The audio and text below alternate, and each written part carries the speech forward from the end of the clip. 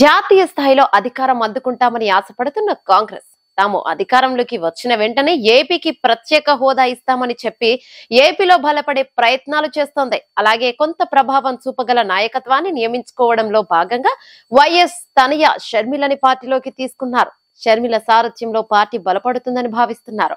అయితే ఏపీలో ఉన్న రాజకీయ పరిస్థితుల దృష్ట్యా కాంగ్రెస్ పెద్దగా ప్రభావం చూపే అవకాశం లేదు. అటు వైసీపీ, మరోవైపు టీడీపీ, జనసేన ఉమ్మడి పోటీని తట్టుకుని కాంగ్రెస్ నిలబడే అవకాశం లేదు. కానీ కొన్ని చోట్ల ప్రభావం చూపగలమని కాంగ్రెస్ భావిస్తోంది. ముఖ్యంగా కొన్ని జిల్లాలపై షర్మిల ప్రభావం ఉండనుందని చెప్పుకుంటున్నారు.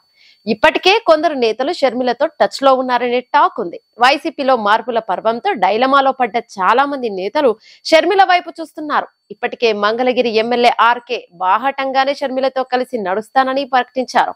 అలాగే మరో ఎమ్మెల్యే మల్లాది విష్ణు కూడా కాంగ్రెస్ వైపే చూస్తున్నట్టు తెలుస్తోంది. మరోసారి గెలిచే అవకాశం లేదనే ఆలోచనతోనే వైసీపీ విష్ణుని పక్కన పెట్టింది. దీంతో ఇప్పుడు కాంగ్రెస్ లో జాయిన్ అవ్వాలని భావిస్తున్నారు.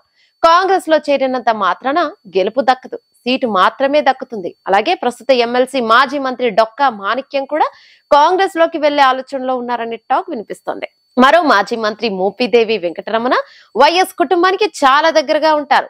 జగన్ మొదటి కేబినెట్ లో మంత్రిగా పనిచేస్తారు. ఇప్పుడు ఆయన్ను రేపల్లె ఇన్ఛార్జి నుంచి తప్పించారు. దీంతో అసంతృప్తితో ఉన్న మోపిదేవి కాంగ్రెస్ లో జాయిన్ అయ్యే అవకాశం ఉందని వినిపిస్తోంది. మరో నేత కొలుసు పార్థసారథి సైతం వైఎస్ కుటుంబానికి సన్నిహితంగా ఉన్న నేత. కాంగ్రెస్ లో మంత్రిగా పనిచేసిన అనుభవం ఉంది. ఇటీవల జగన్ తనను పట్టించుకోవడం లేదని వ్యాఖ్యలు చేశారు. ఇప్పుడు కొలుసు పార్థసారథి కూడా కాంగ్రెస్ వైపు చూస్తున్నట్లు తెలుస్తోంది. అయితే టీడీపీలో ఛాన్స్ దక్కితే ఆయన ఆ వైపు వెళ్ళొచ్చు. వివిధ జిల్లాలలో ఉన్న పాత కాంగ్రెస్ లీడర్లు వైసీపీ సీటు ఆశించి భంగపడ్డ లీడర్లు కాంగ్రెస్ కి వెళ్లే ఆలోచనలో ఉన్నారని తెలుస్తోంది. వైసీపీ నుంచి మాత్రమే కాక టీడీపీ, జనసేన పొత్తులో భాగంగా సీటు దక్కని ఆ రెండు పార్టీల నేతలు సైతం కాంగ్రెస్ కండువా కప్పుకుంటారనే ప్రచారం సాగుతూనే, వీరే కాక సీనియర్ రాజకీయ నేతలతో పాటు కొందరు సిట్టింగ్ ఎమ్మెల్యేలు, మాజీ ప్రజా ప్రతినిధులు హస్తం పార్టీలో చేరతారనే ప్రచారం సాగుతోంది. ఇక తాజాగా మాజీ ఎంపీలు లగడపాటి రాజగోపాల్, ఉండవల్లి అరుణ్ కుమార్, హర్ష కుమార్ భేటీ అయ్యారు. ప్రస్తుత రాజకీయ పరిణామాల నేపథ్యంలో వీళ్ళు కాంగ్రెస్ వైపు చూస్తారా అన్న చర్చ సాగుతోంది. అయితే తాను ఇకపై ఎన్నికల్లో పోటీ చేసేది లేదని లగడపాటి స్పష్టం చేశారు.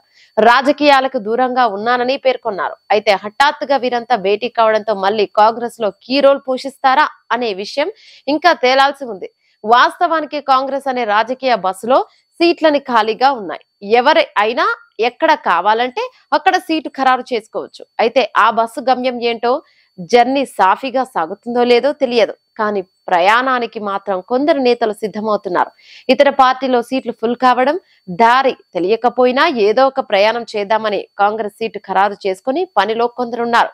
పోటీ చేయాలనే ఆలోచన రాజకీయ నేతలకు ఉంటుంది. అది ఒక గుర్తింపు పొందిన పార్టీ నుంచి పోటీ చేయాలని కోరుకుంటారు. అయితే అందరికీ అందులో సీటు దక్కవు. అందుకే కొన్ని పార్టీలకి గుర్తింపున్నా ప్రజాదరణ ఉండదు. వాటి నుంచి పోటీ చేస్తే ఎన్నికల సమయంలో గుర్తుతో పాటు కొన్ని ప్రయోజనాలు ఉంటాయి. అందుకే అలా పోటీ చేయడానికి కొందరు నేతలు సిద్ధమవుతారు. గతంలో చాలా మంది బీఎస్పీ ఇతర గుర్తింపు ఉన్న పార్టీ నుంచి పోటీ చేసేవారు. ఆ పార్టీ సింబల్ దక్కడం, అలాగే ఏజెంట్లు ఇతర విషయంలో సానుకూలత కోసం అలాగే చేసేవారు. ఇప్పుడు అలాగే నేతలు కాంగ్రెస్ ని ఎంచుకుంటున్నట్లు తెలుస్తుంది. అదే సమయంలో ఇతర పార్టీల నుంచి సీట్లు రాకపోవడం, పోటీ చేయాలనే ఆలోచనతో కాంగ్రెస్ వైపు చూస్తున్నారు. దీనికి తోడు వైఎస్ కూతురుగా గతంలో ఏపీలో రాజకీయ ప్రచారం చేసి కొంత గుర్తింపు ఉన్న షర్మిల రావడంతో కూడా వారు హస్తం వైపు చూస్తున్నారు. ఈ వీడియో మీకు నచ్చినట్టయితే లైక్ చేయండి, షేర్ చేయండి, కమెంట్ చేయండి, సబ్స్క్రైబ్ చేయండి.